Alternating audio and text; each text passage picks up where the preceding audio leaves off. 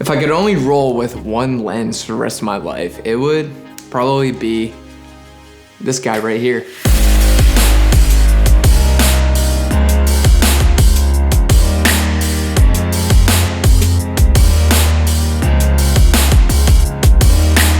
I'm Dan Gevirtz, and today we're gonna be talking about my go-to lens for pretty much majority of my shoots. This lens right here is the Sigma Art 24-70 f2.8 with image stabilization. I've been using this lens for probably about 2.5 years now. It's actually my second version of this because I've dropped one before and it completely shattered, and bought myself a new one because I loved it that much. So this isn't like a super nerdy technical, breakdown review of the lens itself. It's just pretty much talking about my logic and why I like this lens so much and why I would purchase it if I could only purchase one lens for the rest of my life. So first off, a lot of things I do are very run and gun, whether it's an event or documentary style. A lot of the videos that I'm shooting are run and gun, and having the option to zoom on your camera, not having to switch out lenses all the time is a huge plus for me. So I always want a lens with me that's gonna be, a range of 24-70, and 24-70 is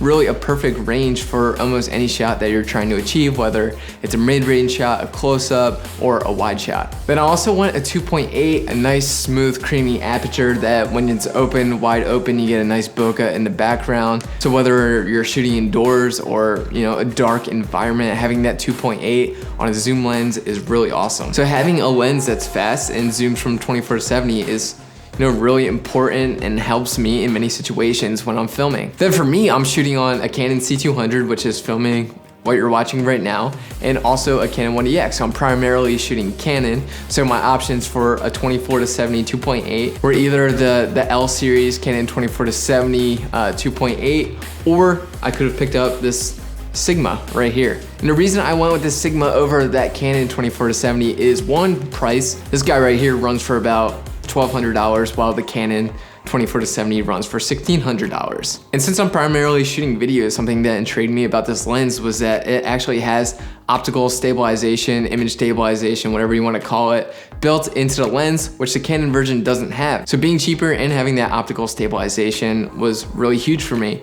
And the optical stabilization is nice. It doesn't overdo it. It's very light, just takes out the slightest bit of jitters, which is always great because I'm shooting a lot of things handheld, and having that is really awesome. The Sigma is also just built way better than the Canon lens. The Canon L series lenses are really light, and they feel like plastic almost, because I think they are made out of plastic.